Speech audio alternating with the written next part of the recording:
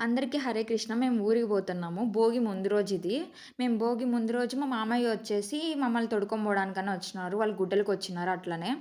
So, ఇంగ రాత్రి పోతా ఉంటే మాకొక పాము కనిపించింది. అదే ఏందో పూడు పామంట అదేందో. 2 తలకాయలు ఉంటాయంట. అటుపక్క ఉంటది, ఇటుపక్క ఉంటదంట. అట్ట 6 మంత్స్ పోతదంట, ఇట్ట 6 మంత్స్ పోతదంట. మా వాళ్ళు అట్లా ఎలివేషన్ ఇచ్చినారనమాట.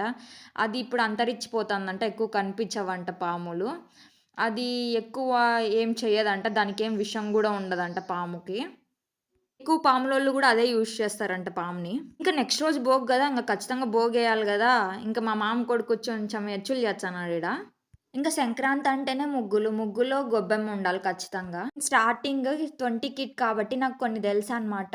గోరమ్మని మేము ఎట్లా పెట్టేవాళ్ళమో, అదే గొబ్బెమ్మని మేము ఎలా పెట్టేవాళ్ళమో అని జెప్పేసి. నేను స్కూల్ నుంచి ఫస్ట్ వస్తానే పేడ ఏరడానికి పోతాం. పేడతో ఇంగ గొబ్బెమ్మని చేసేసి దానికి కండ్లలాగా గిరిగింజలు పెట్టేసి, దాన్ని పూలతో డెకరేషన్ చేసి, దీపారాజన చేసి, ఇంకా రోడ్లో పోయే వాళ్ళందరినీ ఆ దేవుడిని చూపిచ్చేసి డబ్బులు అడిగేవాళ్ళము. వాళ్ళు రూపాయో, రూ. 2 ఇచ్చేవాళ్ళు.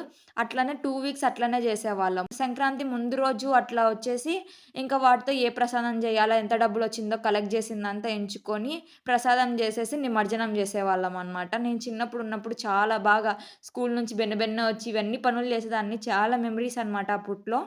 ఇట్లా మీకేమైనా ఉంటే కామెంట్ చేసేయండి స్టోరీస్. నేనైతే మా అవ్వకి కొరియా నేర్పిస్తాను.